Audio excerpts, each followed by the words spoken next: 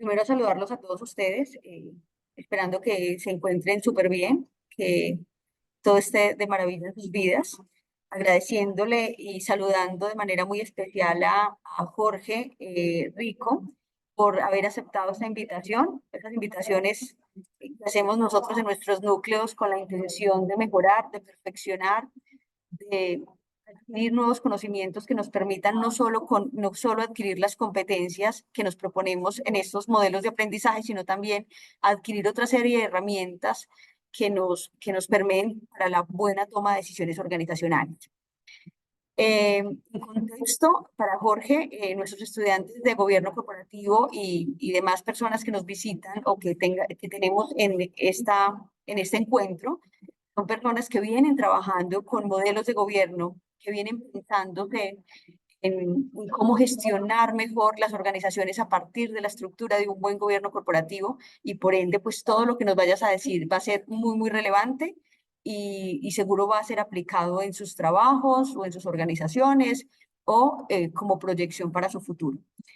Eh, Jorge Rico, jóvenes y personas que nos visitan hoy, Jorge Rico es un administrador de empresas, exdirector regional de Colpensiones, es magíster de administración, es especialista en mercadeo gerencial y alta gerencia, tiene una super experiencia en dirección general de empresas, experiencia en administración, mejora, consultorías en modelos de gobierno corporativo, ha participado en comités y juntas directivas, ha hecho asesorías en modelos de gobierno corporativo, ha sido coach, desarrollador de competencias, ha trabajado con proveedores, con relacionamiento empresarial y bueno, un montón de cualidades y características que tiene este hombre y de las cuales esperamos aprender definitivamente muchísimo. La metodología que vamos a tener, eh, inicialmente va a ser, vamos a escuchar a Jorge, una media hora, 35 minutos, ¿cierto? Él nos va a contar respecto a los asuntos de patrimonio familiar. La mayoría de nosotros trabaja o conoce empresas de familia, entonces vamos a darle mucho ese foco en que no haya lugar pues, a otro tipo de aperturas en el diálogo. Y después de esos 30-35 minutos vamos a abrir la zona de preguntas. Yo les voy a pedir a los estudiantes que tengan alguna pregunta que me la pueden ir escribiendo en el chat. Yo voy a ir canalizando las repetidas, las que parezcan, ¿cierto? Intentando pues sintetizar las preguntas, unas preguntas muy concretas para Jorge, de tal manera que nos debemos todos como el mejor aprendizaje. Sin más preámbulos, Jorge, bienvenido al núcleo Conciencia Organizacional y Liderazgo 3, Gobierno Corporativo, un núcleo bellísimo con una gente maravillosa también dispuesta a aprender y muy voluntariosa con este espacio. Gracias, profe Lore. Muy buenas noches nuevamente para todos. Eh, y para mí es un gusto estar aquí nuevamente compartiendo con otro de tus grupos, Lore. Eh, Como siempre te he dicho, invítame a todo lo que quieras, que yo disfruto compartiendo experiencias.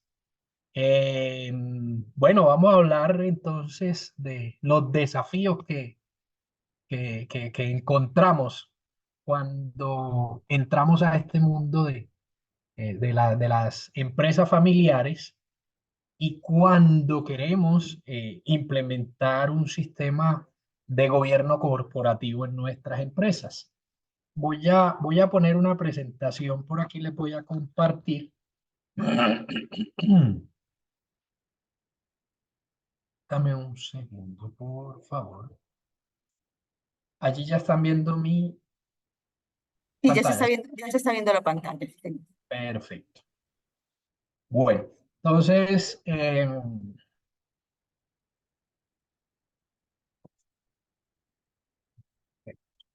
presentación y listo, ahí sí. Ok, desafíos y oportunidades de implementar un sistema de gobierno corporativo. Un gobierno corporativo en las empresas familiares, ¿no? Que es que es digamos, la columna vertebral de esta temática que tenemos. Y para empezar, tenemos que decir que las empresas familiares son uno de los pilares fundamentales en la economía, no solamente colombiana, sino a nivel mundial, ¿cierto? En todos los países desarrollados o en vía de desarrollo, las empresas familiares representan el mayor porcentaje del tejido empresarial. Según datos de cámaras de comercio, de agremiaciones, en Colombia está alrededor del 80% del tejido empresarial son empresas familiares. Eh, y generan más o menos entre el 70-75% del empleo del país. Entonces, imagínense la importancia eh, de las empresas familiares en la economía. Para estas empresas, pues hay algunos desafíos bien particulares que se presentan en el día a día, en el corto, en el mediano y en el largo plazo. Y dentro de estos desafíos podemos empezar numerando el tema de la sucesión generacional. Y aquí yo hago un paréntesis y trato de hacer una reflexión. Ustedes que están estudiando eh, para ser, en su gran mayoría, directivos en sus empresas familiares, eh, le gastan bastante tiempo y nosotros los docentes le gastamos bastante tiempo a la planeación, ¿cierto? Desde, hablemos desde el modelo de planeación estratégica, y si vamos a implementar un proceso nuevo, también tenemos que gastarle tiempo a la planeación. Entonces yo pregunto, ¿por qué cuando se trata de nuestras empresas familiares, no hacemos también esa planeación, sobre todo en este tema tan fundamental que es el tema de la sucesión generacional, sino que eso casi siempre llega después, porque siempre vamos pensando es en después, después, ahorita no, ahorita apenas estamos empezando. Entonces es una reflexión que yo parto con ella en este tema y es qué tan importante es para la familia el proceso de sucesión generacional dentro de la empresa familiar. Entonces, eso es uno de los grandes desafíos que tienen las empresas familiares. De la mano de este se viene la gestión de conflictos familiares, que nos va a ayudar también esa planeación, esa planificación a través de un sistema de gobierno corporativo. Pero arrancamos a través del gobierno corporativo, ya empezamos a hablar del tema gobierno corporativo que nos va a ayudar a esos desafíos. ¿Cuál? El de la sucesión generacional, el de la gestión de los conflictos familiares y el de la profesionalización de la gestión. Es decir, no queremos que las empresas no pasen a la segunda generación porque no hay una profesionalización. El patriarca, el papá, el creador de la empresa se quedó con el conocimiento empírico y no hubo una profesionalización, y entonces eso limita mucho el crecimiento y el desarrollo de las empresas, y eso es lo que hace que muchas de ellas no sobrevivan ni siquiera a la segunda generación. Para poder entender un poco, voy a tratar de ser conversadito, pero necesitamos un poquito también de academia y de entender los modelos de cómo funcionan, ¿cierto? Entonces, para mí, para explicar el tema de cómo funciona la empresa familiar, el mejor modelo es el de los tres círculos, que me habla de la familia, la propiedad y la empresa como tal. Y dentro de esos modelos, dentro de cada uno de ellos, pues, si uno ve una empresa, sea familiar o no, pues siempre existe una línea que va los accionistas, la junta directiva y el gerente. Entonces, aquí hablamos de la propiedad que está representada en los accionistas, la familia que representa a muchos de estos, porque en una empresa eh, los accionistas pueden ser familiares, pero la empresa, el gerente, que es el representante de la empresa como tal, puede ser familiar también y en la mayoría de los casos sucede. Entonces la familia, digamos que es la columna vertebral de la empresa y de la propiedad de esta familia, pero también hay otros actores fundamentales que nos vamos a encontrar allí, ¿cierto? Y yo los he enumerado por aquí, y se trata, por ejemplo, adicional a la familia, a la propiedad de la empresa, encontramos, por ejemplo, miembros de la familia con propiedad en la empresa, pero que no trabajan en ella. Entonces, ahí ya va entrando otro actor en este modelo. Encontramos también propietarios que trabajan en la empresa, pero que no tienen ningún vínculo o parentesco con la familia. Eso es este número 5. En el número 6, ¿qué encontramos? Bueno, sí encontramos miembros de la familia que sin ser propietarios trabajan dentro de la empresa. Y en el número 7, aquí en el centro, encontramos propietarios que además de pertenecer a la familia, también trabajan dentro de la empresa. Entonces, todo esto se los quiero compartir, pero para ver cuál es el rol que ocupa cada uno, o qué interés tiene cada uno de esos roles, porque también tenemos que hablar y los conflictos en su gran mayoría se generan por los intereses, ¿cierto? Cada uno tiene unos intereses y tienen que estar eh, interrelacionados con los intereses de la familia, de la empresa y de la propiedad, no solamente de ellos. Entonces aquí vemos dentro de esos roles, por ejemplo, los que son miembros de la familia, ¿cuál es el interés normalmente? Ah, yo soy miembro de la familia, esta es la empresa de la familia y esta es la que me va a asegurar mi futuro como tal. Entonces el interés principal es el de los medios económicos para yo vivir, para yo sobrevivir. El de los accionistas que no son familiares, ¿esos qué les interesa? Platica, yo casé plata, ¿cuánto me va a dar eso del retorno de la inversión o en dividendos? Los empleados que no son laborales, entonces una persona que llega a la empresa que no pertenece a la familia, entonces digamos que quiere tener una seguridad o una estabilidad laboral y que busca también un compromiso con la cultura de la familia propietaria, es decir, encajar allí. Familiares que trabajan en la empresa, ¿qué buscan esos familiares que trabajan ahí? Primero también seguridad, estabilidad laboral y económica, pero también buscan mayores responsabilidades y en algunos casos buscan tener autonomía. Que yo soy miembro de la familia y trabajo en la empresa, entonces quiero tener un cierto nivel de autonomía. También encontramos socios que no son familiares, pero que trabajan en la empresa. Entonces, ¿qué busca? ¿Cuál es el interés de ese rol? Estamos hablando también seguridad laboral, seguridad, estabilidad laboral. Pero como son socios, también necesitan dividendos. Pero como trabajan en la familia, entonces viene una cosa muy importante ahí, es la necesidad de poder. Ellos se esfuerzan porque quieren ejercer poder y ellos quieren crecer dentro de la compañía, dentro de la empresa familiar como tal.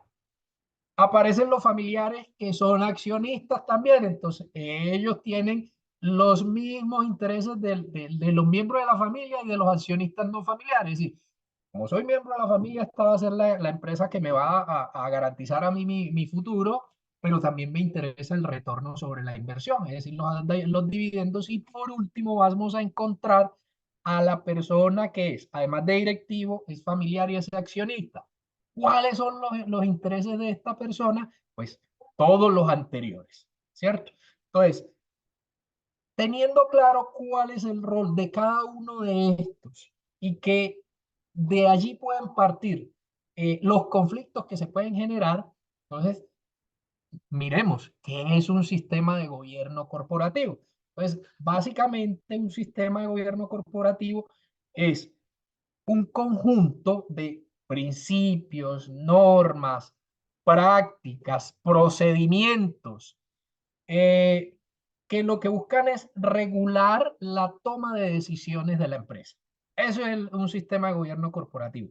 Todos esos principios, todas esas normas, todos esos procesos o procedimientos, todas esas prácticas, lo que busca es regular la toma de decisiones, que tiene un objetivo principal y que por eso lo puse aquí en rojo.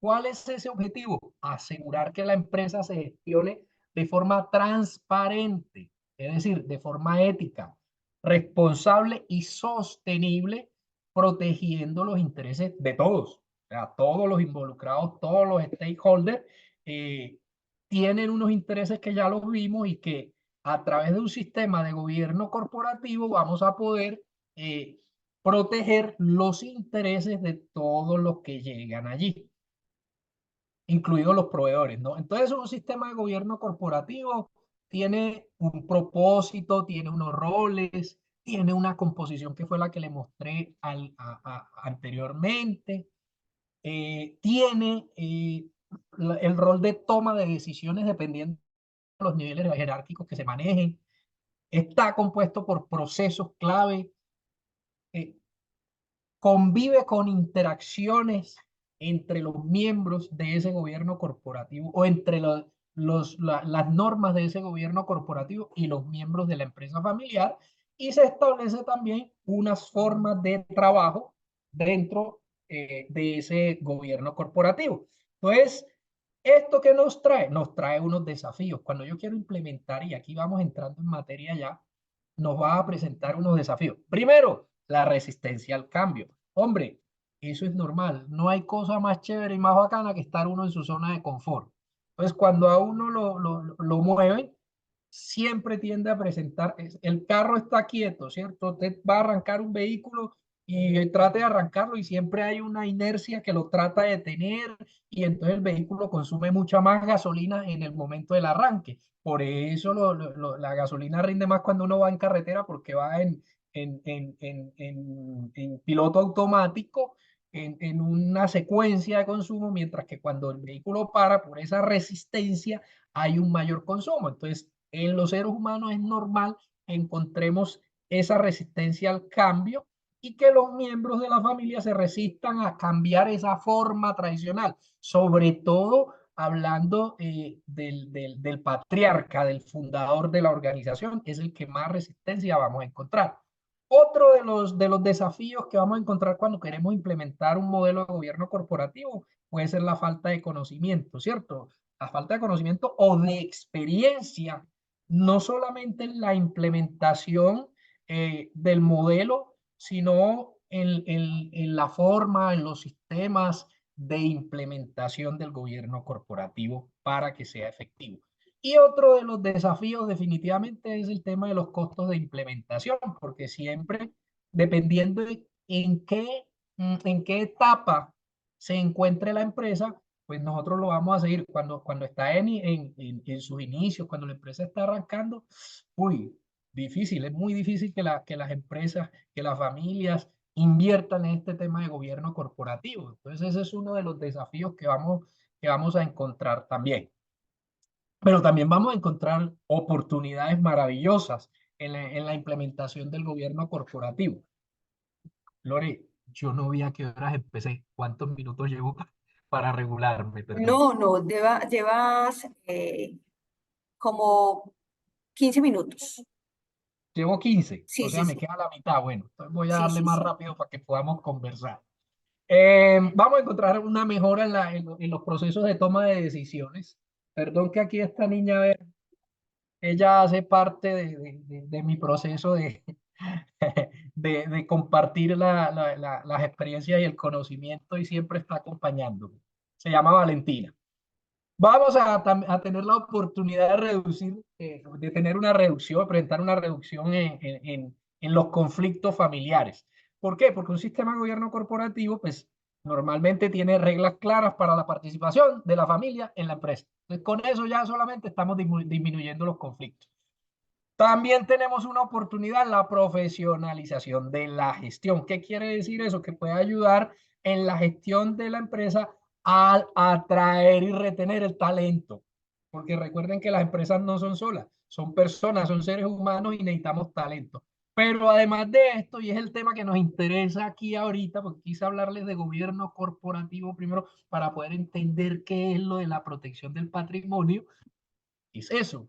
A través de la implementación de un sistema de gobierno corporativo, pues vamos a tener una gran oportunidad de proteger ese patrimonio familiar. Pero venga, empecemos por una cosa, ¿y qué es el patrimonio? ¿Cierto? Pues dice la Real Academia de la Lengua Española que el patrimonio es el conjunto de bienes pertenecientes a una persona natural o jurídica que son susceptibles de estimación económica. Entonces, el patrimonio es todo lo que yo tengo. Cuanto mayor es el patrimonio de una persona, pues es más fácil que pueda hacer frente a obligaciones anteriores o nuevas o responsabilidades económicas. Pero también tenemos que hacer una diferenciación aquí entre cuál es el patrimonio de la familia y cuál es el patrimonio de la empresa. Entonces, el patrimonio familiar es el conjunto de todos los activos, dentro de los activos, bienes, derechos, pero también obligaciones que se poseen de manera conjunta en los miembros de la familia. Eso es lo que compone el patrimonio familiar. Y el patrimonio de la empresa o el patrimonio empresarial es todo aquello que la empresa posee. ¿Y qué posee una empresa? A ver, bienes, ¿cierto? Entonces estamos hablando de locales, vehículos, las cuentas bancarias, el mobiliario, las oficinas, etcétera. ¿Qué más tiene? Tiene derechos. ¿Como cuáles? Documentos, las facturas por cobrar, los pagaré, las letras de cambio, pero también tiene obligaciones. ¿Cuáles? Las cuentas por pagar, los créditos, las deudas, etcétera. Entonces, el patrimonio familiar, conjunto de todos los activos que se poseen en manera conjunta a los miembros de la familia. Patrimonio empresarial es todo lo que la empresa como tal posee. Y teniendo esto claro, ¿cierto? Tenemos que tener en cuenta, visualizar que en ese modelo de los tres círculos se presentan unos riesgos. Hay riesgos en el gobierno familiar, hay riesgos en la gestión empresarial, hay riesgos en la administración de riquezas y todo eso, el principal riesgo, que recuerden qué es lo que pasa ahí, porque las empresas no duran a la segunda generación, porque no hay un proceso de sucesión establecido o no lo tenemos ni siquiera visualizado. Pero todo esto también me trae otros riesgos adicionales, como por ejemplo la mezcla desordenada del patrimonio empresarial con el patrimonio de la familia. Entonces encontramos empresas familiares donde por ahí se le pagan los servicios, se le paga la tarjeta de crédito a la niña, se le paga el colegio del otro, y todo eso va a los gastos de la empresa. Entonces, ojo, que para eso tenemos un gobierno corporativo, que esos son el palo en la rueda que se le puede poner para el desarrollo y la sostenibilidad de una empresa familiar. También podemos encontrar dentro de esos riesgos que los socios familiares no se entienden entre sí o piensan que no habrá problemas. No, venga, ¿para qué? Si somos familia, ¿para qué vamos a ponernos en eso? Aquí entre familia hay confianza, entonces no necesitamos un gobierno corporativo. Otro riesgo, que no nos educamos en el concepto de la propiedad. ¿Cierto? Entonces confundimos lo que es la familia, lo que es la empresa y lo que es la propiedad. Pues tenemos que buscar autocapacitarnos, pero también nos encontramos falta de claridad, por ejemplo, en las distribuciones ¿de qué? De los salarios, de los dividendos, de los bonos, de la liquidación de acciones, de los planes de beneficio, etcétera, etcétera, etcétera. Y por desconocimiento también pueden entrar personas familiares a la empresa que no están preparados, que no tienen el perfil para los cargos a los cuales se les nombra. Entonces, allí, esos son los grandes riesgos que tenemos de no tener un gobierno corporativo. Pero entonces, ese patrimonio yo tengo que planificarlo y vuelvo a la primera palabra que hablé. ¿Se acuerdan? La, la, la, la reflexión que les quería dar y es el tema de la planeación. ¿Cómo vamos a planificar el patrimonio familiar? Entonces, estos son algunos otros riesgos que vamos a encontrar, restricciones al crédito, identificación y acceso a la tecnología adecuada, formalización y absorción de nuevas tecnologías y limitaciones técnicas que nos imponen las escalas de producción. Yo siempre cuento esta historia en mis conversaciones. Yo creo que ustedes todos conocen a Servientrega, ¿no? Servientrega es una de las grandes empresas de este país y la falta de gobierno corporativo produjo el daño más grande que ha tenido esta empresa. Resulta que el señor Jesús Guerrero, que fue el que la fundó, que arrancó como un mensajero, que hizo un préstamo, que puso a trabajar a un amigo que tenía un camioncito y llegó a crear ese monstruo, pero en el transcurrir del tiempo, cuando ya estaban creciendo, por temas de esconder patrimonio, unas pláticas, entonces don Jesús le transfirió unas acciones a su hermana Luz Mari y con el compromiso de que más adelante, pues ella le devolvería cuando las cosas se normalizaran, ¿cierto? Recuerden el riesgo que le dije de la confianza que tenemos entre los familiares, ¿para qué nos vamos a poner en eso? Resulta que la señora Luz Mari durante mucho tiempo ejerció la propiedad de esas acciones y cuando el señor Jesús Guerrero quiso decirle, bueno, ya regrésame la propiedad de las acciones, la señora Luz Mari le hizo así. ¿Cómo? Perdón. Sí, regrésame las acciones que tú me estás guardando. Yo no te estoy guardando. Esas acciones son mías.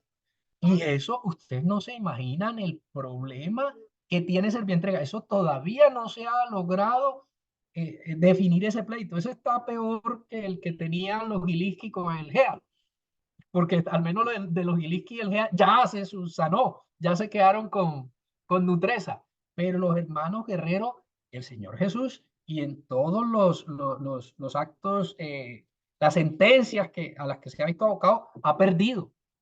¿Por qué? Porque simplemente confió en la hermana, no hubo un gobierno corporativo, no hubo un protocolo de familia. Entonces, ¿qué pasó con el patrimonio de los guerreros?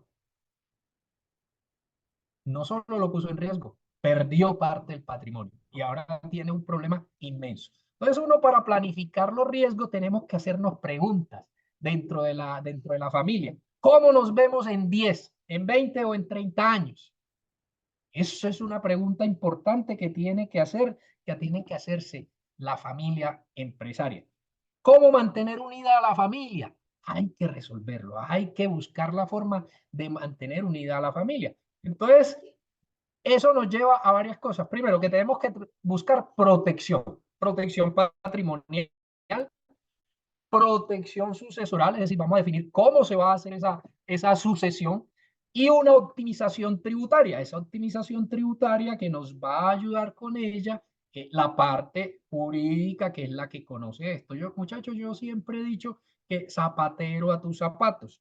Entonces, nos creemos expertos en todo y realmente hay temas que no es para nosotros, no somos nosotros los que debemos llegar a imponer las cosas. Es importante tener claro que la planificación del patrimonio no debe esperar al final de la carrera, al final de la vida, cuando ya los chicharrones se presentaron, cuando ya tenemos los problemas. La planificación del patrimonio tenemos que empezar a pensarla desde que estamos iniciando la empresa como tal. Y porque es normal. De hecho, los estudios dicen que el 58% de las empresas familiares no tienen junta directiva, ¿cierto? Porque dice, es muy cara, muy costosa, no lo necesita. Ok, pero hay opciones también, por ejemplo, si yo no tengo una junta directiva, puedo tener, por ejemplo, un comité consultivo y ese comité consultivo puede estar compuesto por un experto, ya sea en estrategia, en finanzas. ¿Qué es lo que yo realmente necesito? Un comité consultivo que, junto con el fundador y otros dos miembros de la familia, puedan ir haciéndole seguimiento y control a la gestión de la compañía. Entonces, no debe empezar al final de la carrera o de la vida. Es clave evidenciar con anterioridad esos riesgos. Recuerden todo lo que les mostré, eso hay que hacer, identificar todos los riesgos que se pueden presentar en el proceso. Y este me encanta, ¿vea? Formar a los hijos como propietarios. Hay que enseñarle a que son empresarios, que son de la familia, que son propietarios y no solamente directivos, porque directivos podemos encontrar por fuera.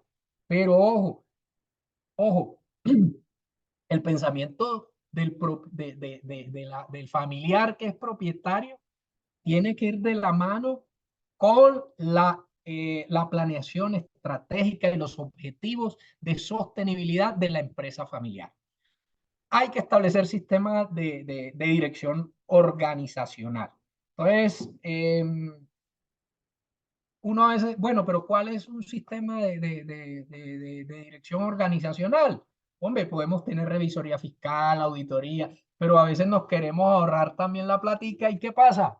Ah, el mismo contador me lo he encontrado, ¿no? Estoy hablándole de casos reales. Me he encontrado empresas donde el mismo contador es revisor fiscal. A ver, yo controlo a quién. Yo mismo con yo. Entonces, ahí es donde se pueden perder, por ejemplo, eh, temas éticos. Se pierde eficiencia también en los procesos y en los controles.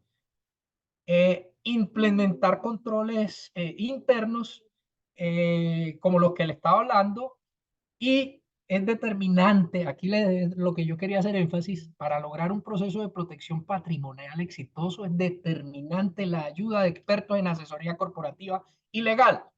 Nosotros tenemos una firma de consultoría que se llama Familines Consulting. En Familines Consulting podemos ayudarlos a establecer el proceso de gobierno corporativo y de planificación del patrimonio. ¿Cuáles son esas herramientas que me pueden ayudar a mí a proteger ese patrimonio? Hombre, los acuerdos contractuales. Entre ellos tenemos el protocolo de familia. Muchas personas piensan que el protocolo de familia y el código de gobierno corporativo son un canto a la bandera.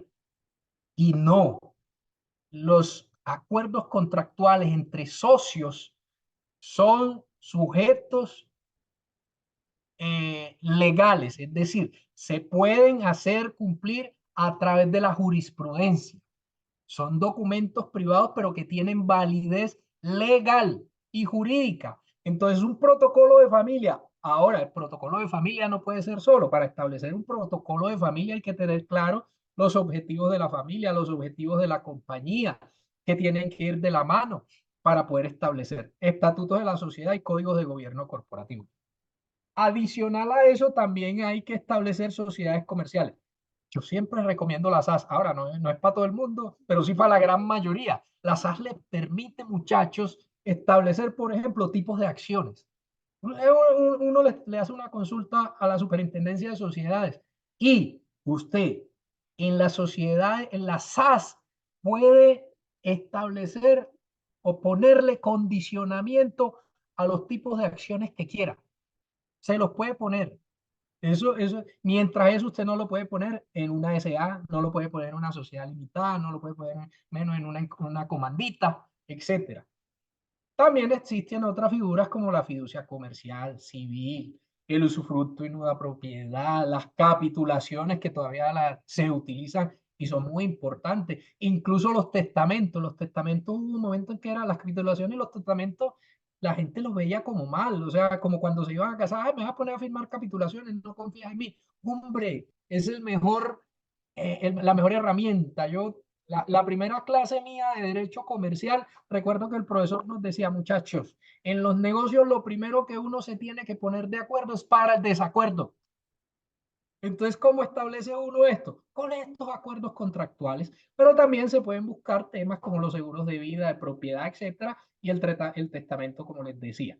Esto nos ayuda con estos asuntos críticos de gobierno corporativo, relevo generacional, formación y entrenamiento estratégico y gerencial. Ojo, ese es fundamental, ese tema. La transformación cultural y el cambio organizacional, la gestión de calidad y sobre todo algo muy importante que tienen hoy las empresas y el tema de las TIC.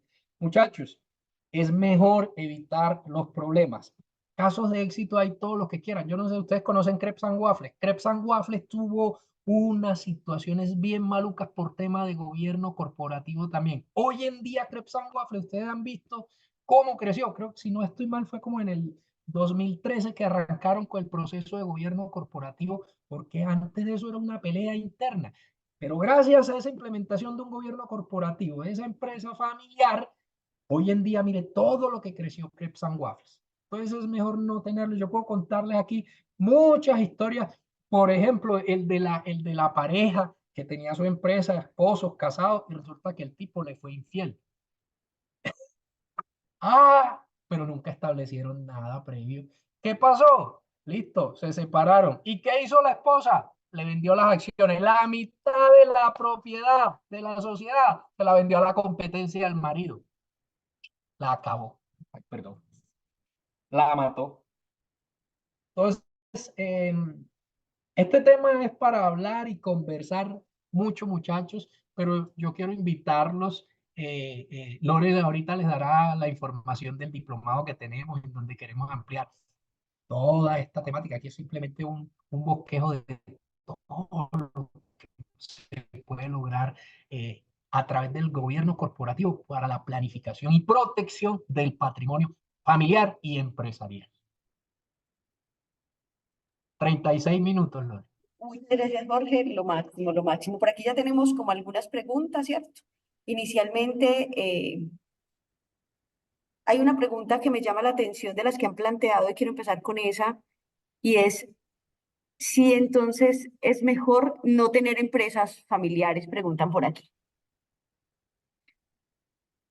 Ah, esa pregunta está muy interesante, no me la habían hecho nunca.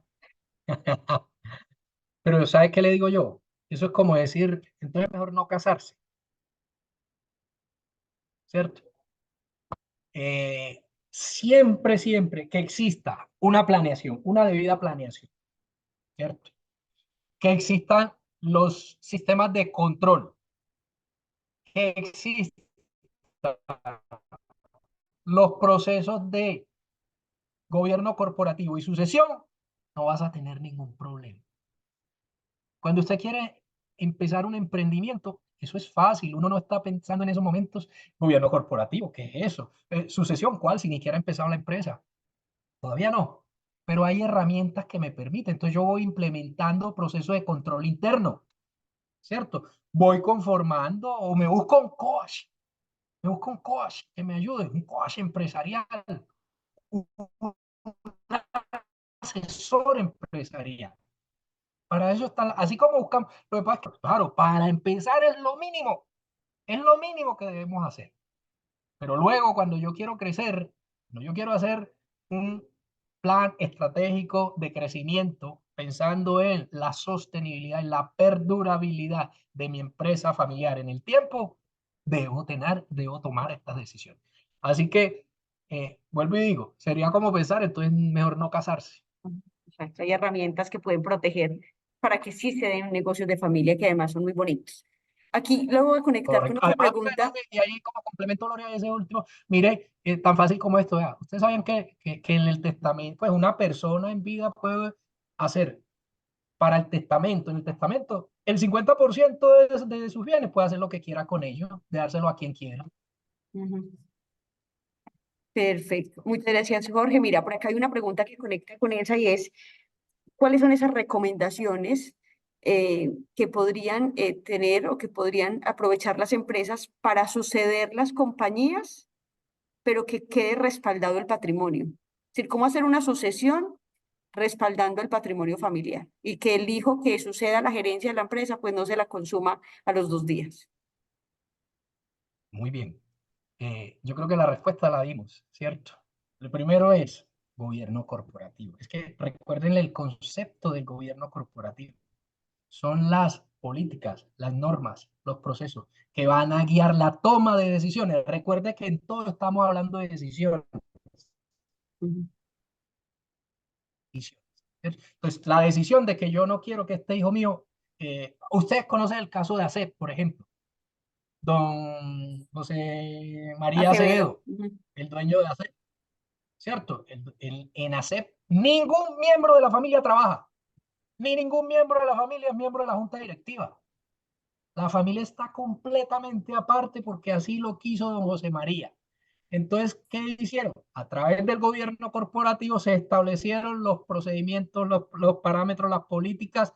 Entonces, la familia, claro, toma el usufructo. Si quiere, se van a pasear, viven en años sabáticos si quieren, o se dedican en otros negocios porque ingresos no le van a faltar, que están disfrutando cada año de los dividendos. Entonces, ¿qué van a ir a hacer a la empresa? ¿Por qué? Porque don José María, como buen visionario, vio que dentro de los sucesores no había alguien que tuviera en la sangre la posibilidad de echarse la empresa encima. Entonces, mire que hay formas de que trascienda la empresa familiar sin que siquiera intervengan los que son, que tienen, eso sí, tienen un consejo de familia. Fundamental, tener un consejo de familia. Y en el consejo de familia se toman las decisiones con las cuales se va a manejar la compañía, los parámetros, ¿cierto? Pero lo define la junta directiva. El consejo de familia se reúne con la junta directiva y le decimos, esta es la visión que queremos de la compañía. La junta directiva se reúne con el gerente a planear y a sacar eso adelante. Perfecto. Otra, Jorge, que nos hacen por aquí que me parece brutal y además muy interesante para el tipo de empresas que nuestros chicos están acompañando es, ¿qué consejos nos das para diversificar, ¿cierto?, el patrimonio? Muy buena pregunta. A ver, es que recuerden que hay dos tipos de patrimonio, el patrimonio familiar y el patrimonio empresarial. El patrimonio familiar es muy fácil de diversificarlo. Yo puedo hacer inversiones, ¿cierto? Diferentes. El consejo de los abuelos, no tenga todos los huevos en una sola canasta. Entonces, el patrimonio familiar, uno de los componentes del patrimonio familiar es la propiedad en la empresa, ¿cierto? Ya ahí tengo uno. Pero también tengo otras inversiones en otro lado, inversiones en muchas cosas, en bienes raíces, en la bolsa, bueno, cantidades de vehículos de inversión que tengo que tener. Ahora, en el tema de la empresa como tal, el patrimonio de la empresa, ya depende del objeto social de la empresa, porque de nada vale que yo tenga una empresa de asesoría. Vamos a poner un ejemplo así bien cruel. Yo tengo una empresa legal, pero estoy invirtiendo en pirámides, estoy invirtiendo en tantas cosas que sabemos por ahí que son ilegales. Entonces depende del objeto social de la empresa. Cada caso es diferente. Entonces, uno no puede decirle, y yo pecaría con decirle a usted, vea, invierta en esto o invierta en esto. No, yo me tengo que reunir con la empresa como asesor, mirar cuál es la visión de la empresa, la misión, los principios y valores, para que esas inversiones, porque hay gente que sus principios y valores son plata. Entonces, el que los principios y valores es hacer plata, yo, ¿qué le puedo decir? Invierta en lo más arriesgado que tengan. A mayor riesgo, mayor es la utilidad, mayores dividendos. Pero si es una empresa con valores, con principios, pues hay que mirar a ver dentro de los vehículos de inversión, bonos, acciones, títulos, valores, en otras compañías diferentes, muy diferentes. Entonces, cada caso es particular. Excelente, muchas gracias.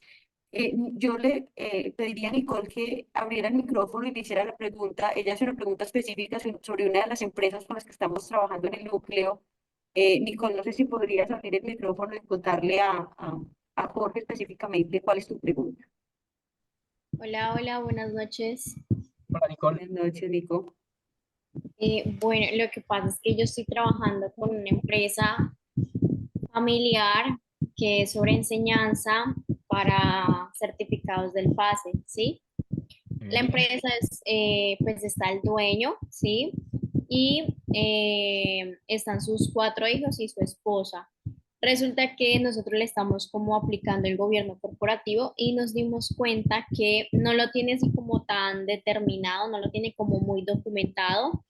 Y parte de los documentos que vimos era que el señor había dividido las acciones de la empresa, pero yo pensé que de pronto la familia, los hijos tendrían participación, pero resulta que los hijos no tienen participación en la empresa, solamente 2 de ellos trabajan.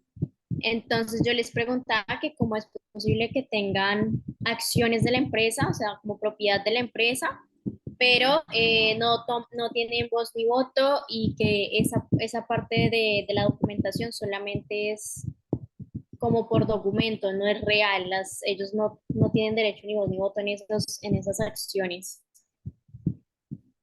A ver, lo primero que hay que revisar, Nicole, es el tipo de acciones, porque eso es posible, ¿cierto? Yo como propietario, yo, por ejemplo, el año pasado hice eh, eh, un modelo de gobierno corporativo a una empresa constructora y el dueño de la empresa, como les decía yo, en las ACE es posible diseñar los tipos de acciones. Entonces yo puedo tener acciones en donde mis hijos participen de las utilidades, o sea, reciban dividendos, pero no tengan ninguna injerencia en la compañía. Pero eso tiene que quedar claro, es decir, él tiene un modelo de gobierno corporativo, pero la realidad que presenta es otra, eh, se están engañando ellos mismos. Entonces, la sugerencia mía es sentarse con el dueño y ¿qué hay que hacer? Preguntar. Y lo fundamental es preguntar. Venga, yo soy su asesor. Lo primero que uno tiene que generar con un empresario, con un cliente, es confianza, ¿cierto? Y lo primero con lo que uno tiene que llegar es, tenga claro que esto es un acuerdo de confidencialidad. Lo que usted y yo conversemos, eso no va a salir de aquí. Yo les cuento muchos casos, pero el nombre solo le digo los de los casos de los famosos que salen en la prensa, en la televisión. Los otros les cuento la anécdota, pero no le digo quién es. No le digo dónde está ubicado, en qué ciudad del país. Entonces eso es un acuerdo de confidencialidad y de pronto esas cosas. Entonces lo primero es ganarse, generar la confianza con el señor, con el propietario fundador. Luego de la confianza, entonces ahí sí haga un trabajo de diagnóstico. En ese diagnóstico que hay que hacer, preguntar, preguntar de todo. Ahí sí, hasta cuál es el hijo que más quiere? Porque eso puede ir dándonos luces a nosotros por dónde guiarlo. Porque puede que al hijo mayor le dé un tipo de acciones y a los otros le dé otro tipo de acción. Pero todo eso debe quedar establecido. O sea, tiene que ser transparente. Cuando no hay transparencia, creo que estamos perdiendo el tiempo con los temas de gobierno corporativo. Realmente. Cuando no hay transparencia, es mejor no hacer nada. Ah, profe, bueno, mi pregunta era basada, ok, ya me respondiste eso. Entonces, la empresa es una empresa SaaS, ¿sí? Tú decías que se pueden modificar las acciones de acuerdo a lo que quiera el dueño, ¿sí? Sí. Entonces, De la mano de un abogado, ojo, porque él sí, tiene que tener un sustento jurídico. ok. Entonces, no pasa nada que el señor quiera distribuir sus acciones, o sea, ¿eso no le ayuda en algo o le mejora a la empresa en algo? Es que depende, ¿cierto? Primero, no te puedo decir porque no conozco el caso, pero depende, que depende. A ver, mira el caso del señor de ACEP, ¿cierto? Los hijos no intervienen en absolutamente nada. No hacen parte de la junta directiva y no van a trabajar, no les van a dar trabajo en la empresa.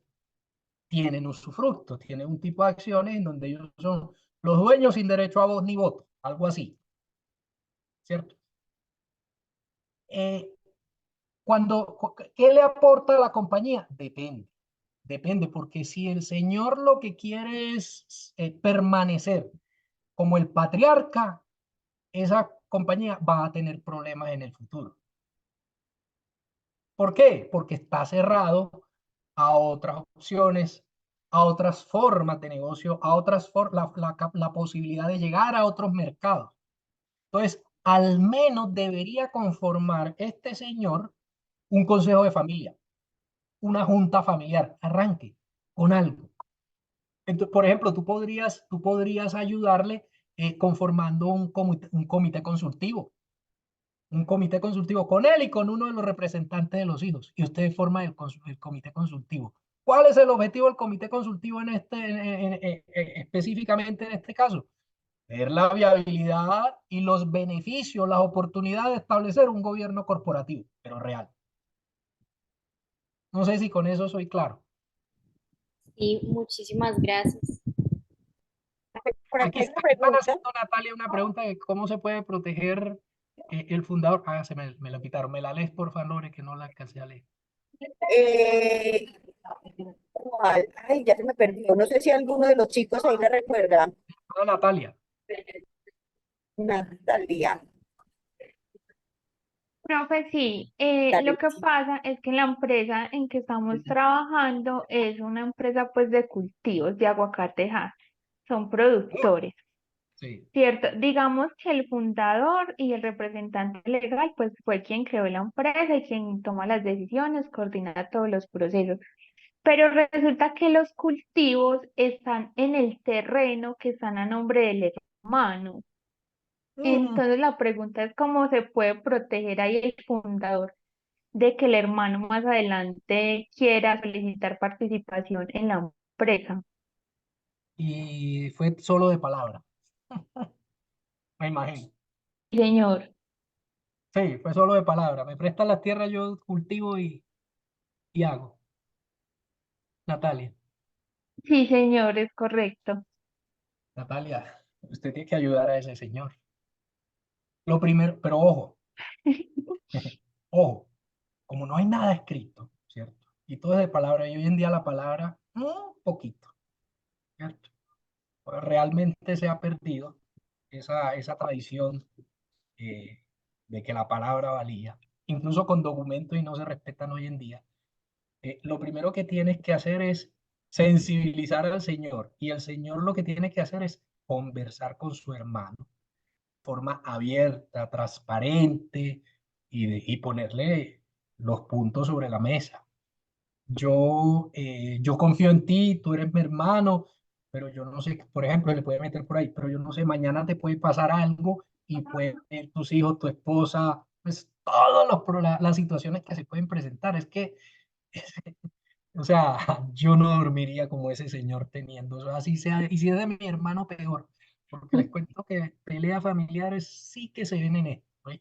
Entonces yo creo que aquí hay es que sensibilizar al señor dueño del cultivo en que tiene una responsabilidad con él mismo y con su familia, porque es que está así, al borde de un conflicto familiar que se puede presentar. Es para que le va a decir, no, es que yo no, tú no me, de pronto tú me vas a tumbar, no. Pero sí le puede decir mañana a tu esposa, ay, no, cualquiera de tus hijos me quiere quitar el cultivo y yo qué hago. Entonces, lo primero que hace Perfecto. es sensibilización, ponerle los riesgos latentes.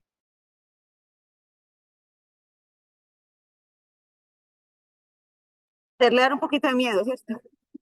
Bueno, ahí hay dos, hay una que me parece que ha sido una pregunta En constante en términos el legales, correcto, así es. hay una pregunta que ha sido latente en el núcleo y tiene que ver con, y por ahí la hicieron, y tiene que ver con cómo llevar el gobierno corporativo a una empresa pequeña, muy pequeña, que definitivamente no tenga los recursos ni para pagarle a un experto, a un grupo consultivo y tal vez menos para la conformación de una junta directiva. Es decir, cómo o qué elementos básicos que salgan a bajo costo para la organización les recomiendo.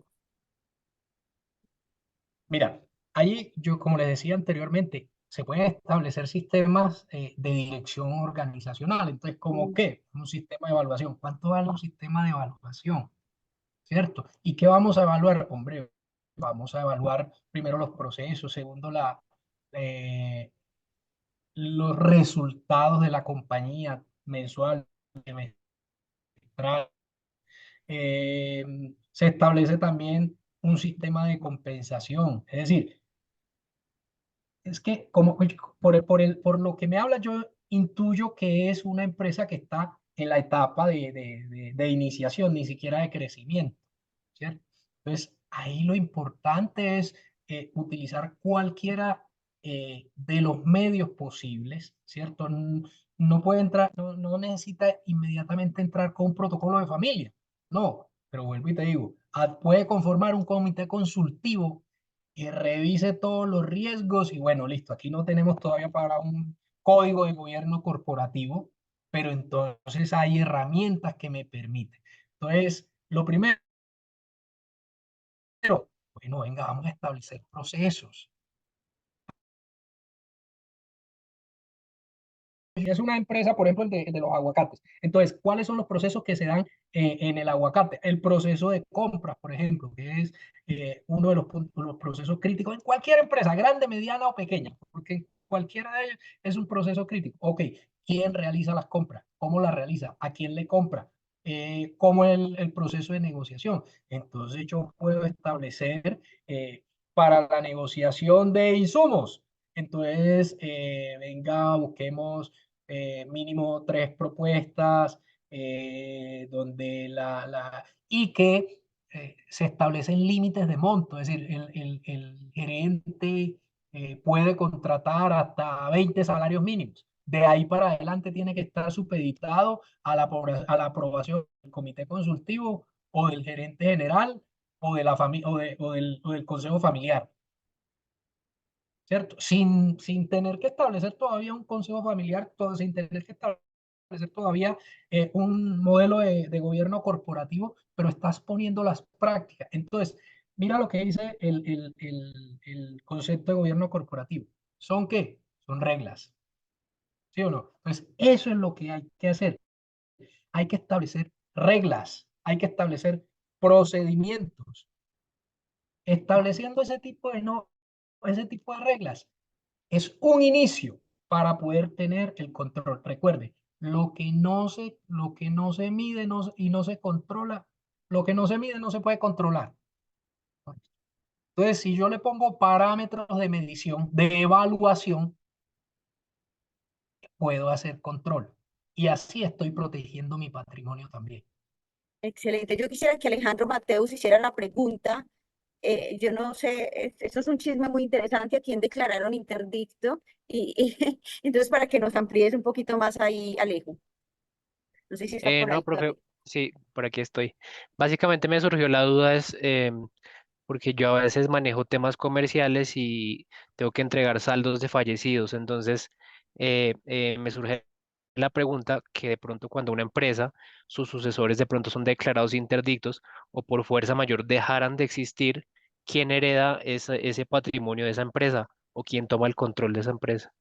Mira, yo te puedo decir que lo hereda el hijo, la hija, pero eso tiene que venir de un juez. Cuando hay una persona declarada interdicto, solamente el fallo de un juez es el que puede decir quiénes son los herederos. Pueden decir todo lo que quieran, pero eso solamente es a través del fallo de un juez. Ok, vale, muchas gracias. Perfecto. Le voy a pedir que considere y crea que de pronto su pregunta no quedó resuelta entre algunas de las que mencionamos aquí o dentro del discurso de Jorge, para que abra el micrófono y no la haga. Y con esa pregunta terminaríamos este espacio tan rico, tan concreto, tan bonito que nos ha regalado Jorge esta noche.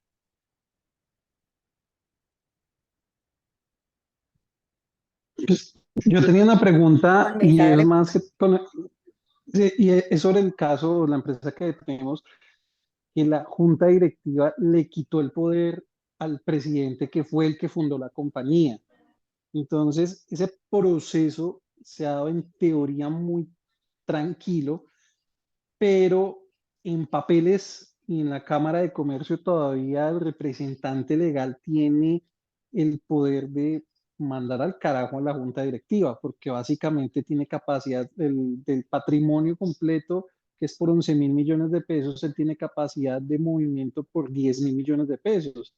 Entonces, pero aún no se ha legalizado ese proceso, digámoslo, en Cámara de Comercio. Ante el negocio interno sí, él ya no está moviéndose, pero en Cámara de Comercio no. ¿Qué riesgos pueden haber en ese instante cuando por X o Y motivo ya se tomó el tema de las actas, pero hoy el representante legal dijo, no sabe que ya no hace caso y hace una jugada de esas donde puede acabar la empresa? Ahí el tema de la protección del patrimonio, cuando la junta directiva ya tomó esa decisión, ahí cómo se lleva eso. Obviamente debe ser un proceso legal, pero ¿cómo hace uno para blindar ese tema que es complejo, ¿no? Porque pues básicamente una persona puede decir, hoy acabo la empresa porque la junta directiva me sacó de la junta, me quitó el poder de mi empresa. Bueno, eso tiene varias aristas. El primero es que, recuerden que les dije que los acuerdos entre socios accionistas tienen validez jurídica, ¿cierto? Entonces, digamos que en el corto, mediano plazo hay formas no de evitar, sino de corregir eso. Pero aquí lo importante es evitar. Entonces, yo creo que el tema allí es la forma como se hace. Yo me imagino que por ahí ustedes han escuchado el caso y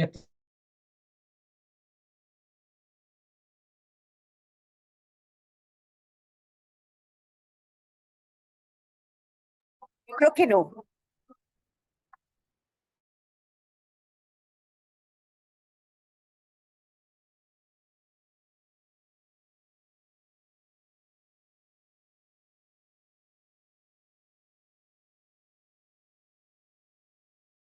efectivamente los atributos al gerente, al presidente, al representante,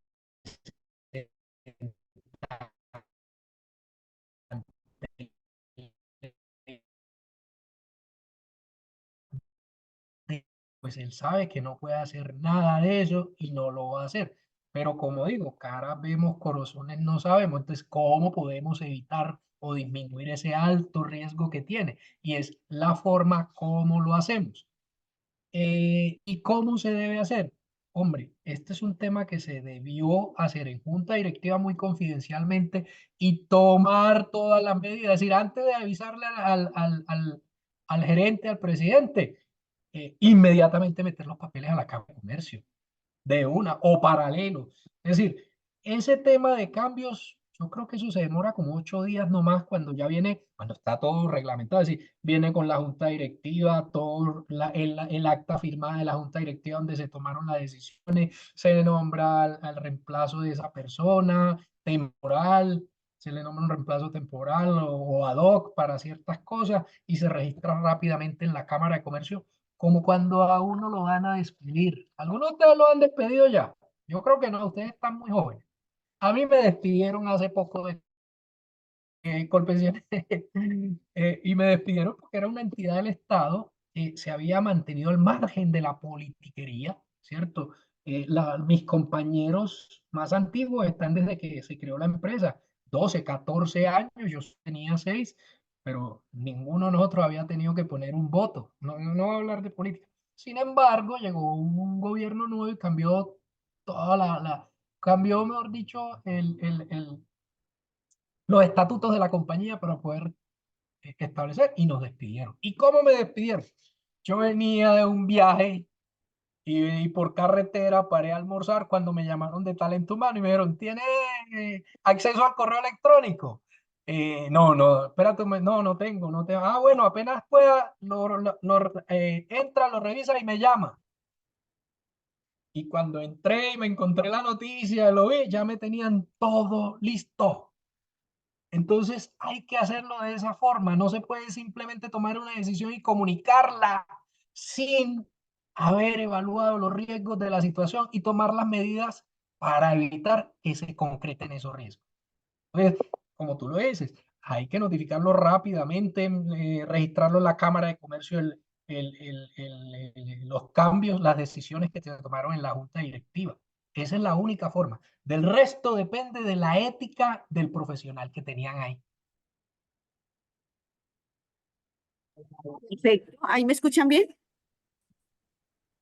Jorge, no, muchísimas gracias. Yo creo que queda muy claro la importancia del patrimonio, no es solo el patrimonio familiar, sino también el patrimonio empresarial, asuntos de protección y cómo el gobierno corporativo termina siendo como la herramienta más dignificante también de la vida organizacional. Entonces, te agradecemos un montón este espacio. Le agradezco a todos los chicos que se conectaron, a la profe Patricia que ha estado ahí conectada desde el salón de clase con nosotros, a las preguntas que hicieron. Si alguna pregunta consideran que no tuvo respuesta o que necesitan saber un poquito más, yo les puedo pasar más adelantico, si Jorge me lo permite, su contacto. Y también, pues, sabemos que en los encuentros de clase podemos seguir conversando respecto a esto. Entonces, Por supuesto, Jorge, Lore, claro que sí. Claro que sí. muchísimas Gracias a ti gracias por... y un aplauso como los de la comunidad sorda, ¿cierto? Y Gracias, Lore, por la agradecerte. invitación a todos. Y una última, como yo asimilo el Código de Gobierno Corporativo al reglamento interno de trabajo en las empresas. Hay que cumplirlo. Lo que está ahí, a esas son las normas por las cuales se rige el contrato laboral de esa empresa. Muchísimas gracias y una feliz noche para todos. Muchas gracias. Muchas Muchas gracias. gracias, feliz Muchas noche. gracias. Muchísimas Gracias. gracias, muy Muchas enriquecedor. gracias. Profe, muchas gracias, feliz noche. Profe, está en mute. Me encanta hablar así, lengua de señas. Muchas gracias a todos ustedes. Gracias, profe Patricia. Gracias, chicos. Ya enseguida me pongo en contacto con los que tienen auditoría. para coordinar pues cómo las hacemos. Por ahora voy a cerrar aquí para que nos quede esta grabación como en un solo paquetico y podamos compartirla y utilizarla como material de aprendizaje. Feliz noche para todos. Un abrazo. Chao.